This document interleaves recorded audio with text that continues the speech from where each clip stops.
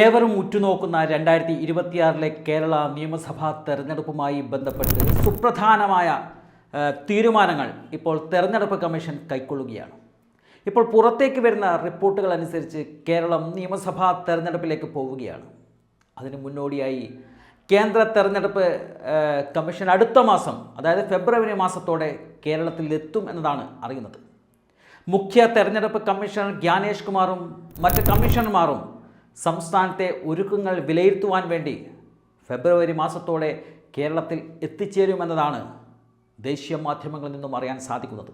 അങ്ങനെയെങ്കിൽ ഏപ്രിൽ മാസം 2ാം വാരത്തോടെ തെരഞ്ഞെടുപ്പ് നടത്തുവാനുള്ള സാധ്യത വിലയിരുത്തുമെന്നതാണ് കരുതപ്പെടേണ്ടത്. ഒറ്റഘട്ടമായി തെരഞ്ഞെടുപ്പ് നടത്തുവാനാണ് ആലോചനകൾ. അതിൻ്റെ തയ്യാറെടുപ്പുകൾ തുടങ്ങിക്കഴിഞ്ഞിട്ടുണ്ട്. അർഹരായ മുഴുവൻ ആളുകളെയും വോട്ടേഴ്സ് ലിസ്റ്റിൽ ഉൾപ്പെടുത്തുവാൻ അടിയന്തര നടപടികൾക്ക് സർക്കാരും തീരുമാനമെടുത്തു കഴിഞ്ഞിട്ടുണ്ട്. മതിയായ രേഖകൾ കൈവശമില്ലാത്തവർക്ക് യുദ്ധകാലാടിസ്ഥാനത്തിൽ രേഖകൾ ലഭ്യമാക്കുന്നതിനുള്ള നടപടികൾ സ്വീകരിക്കുവാൻ ജില്ലാ കളക്ടർമാർക്ക് നിർദ്ദേശം നൽകിക്കഴിഞ്ഞിട്ടുണ്ട്. രേഖകൾ കിട്ടാൻ ഒരു ഫീസും ഈടാക്കുന്നതല്ല. ഏതെങ്കിലും ഫീസ് ഉണ്ടെങ്കിൽ അത് ഈ കാലയളവിൽ ഒഴിവാക്കുമെന്നതാണ് സർക്കാർ അറിയിക്കുന്നത്. അതുപോലെ തന്നെ വോട്ടർ പട്ടികയിൽ പേരുൾപ്പെടുത്തുന്നതിന് ജനങ്ങളെ സഹായിക്കുന്നതിനായി ഹെൽപ്പ് ഡെസ്കുകൾ പ്രാദേശികാടിസ്ഥാനത്തിൽ സ്ഥാപിക്കുന്നതിന് മന്ത്രിസഭാ യോഗവും തീരുമാനമെടുത്തിട്ടുണ്ട്.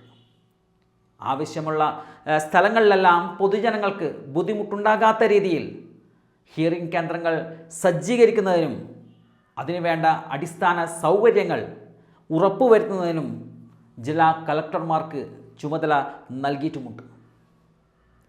അതുപോലെ തന്നെ പൊതുജനങ്ങൾക്ക് ഓൺലൈനായി ഫോമുകൾ സമർപ്പിക്കുന്നതിനുള്ള സൗകര്യം എല്ലാ സഹായ കേന്ദ്രങ്ങളിലും സജ്ജീകരിക്കുമെന്നും സർക്കാർ പറഞ്ഞിട്ടുമുണ്ട്. മാത്രമല്ല, അക്ഷയ സെൻ്ററുകൾ ഈടാക്കുന്ന ഫീസ് ലഘൂകരിക്കുവാൻ IT വകുപ്പിനും നിർദ്ദേശം നൽകിയിട്ടുണ്ട്.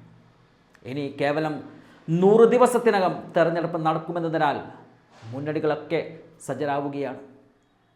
കോൺഗ്രസിനെ സംബന്ധിച്ച് ലക്ഷ്യ എന്ന പേരിൽ ദ്വിദിന ക്യാമ്പ് വയനാട്ടിൽ നടന്നു കഴിഞ്ഞു. മാത്രമല്ല, ഘടകകക്ഷികളുമായി ഈ ജനുവരി മാസത്തോടെ സീറ്റ് വിഭജന ചർച്ചകൾ പൂർത്തിയാക്കി സ്ഥാനാർത്ഥികളെ തയ്യാറാക്കി നിർത്തുവാനുള്ള ശ്രമമാണിപ്പോൾ കോൺഗ്രസ് നടത്തുന്നത്. സിറ്റിംഗ് MLAമാരിൽ ചിലർക്ക് മാത്രമേ മാറ്റമുണ്ടാകാൻ സാധ്യതയുള്ളൂ.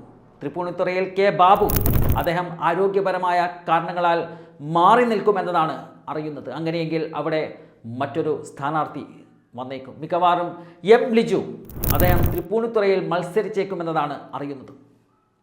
KPCC അധ്യക്ഷനായ സണ്ണി ജോസഫ്, അദ്ദേഹം 4ാം തവണയും പേരാവൂരിൽ നിന്നും ജനുവരി തേടുമോ എന്ന കാര്യത്തിൽ ഇതുവരെയായും തീരുമാനമായിട്ടില്ല. അതുപോലെ തന്നെയാണ് പാലക്കാട്. രാഹുൽ മാങ്കൂട്ടത്തിന് പകരം മറ്റൊരാൾ വന്നേക്കും. ബാക്കിയുള്ള സിറ്റിംഗ് സീറ്റുകളിലൊക്കെ നിലവിലുള്ള MLAമാർ തുടരാൻ തന്നെയാണ് സാധ്യത.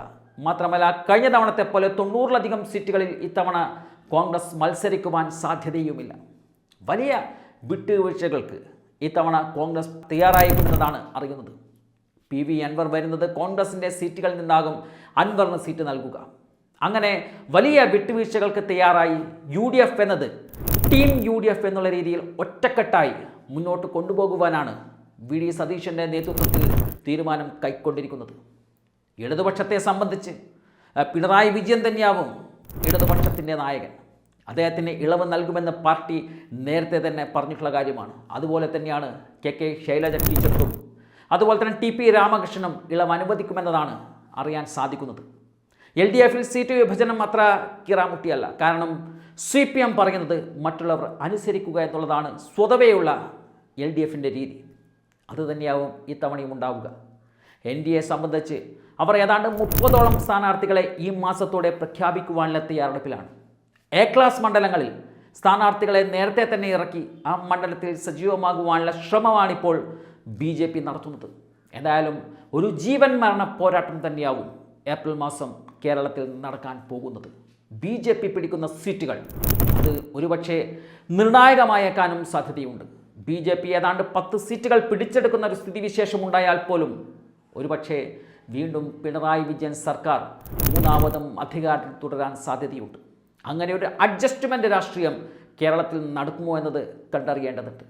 UDF 100+ ലക്ഷ്യം വെക്കുന്നത്. അതിൽ 85 സീറ്റുകളിലെ വിജയം ഏതാണ്ട് ഉറപ്പിച്ച മട്ടാണ് വി ഡി സതീശൻ.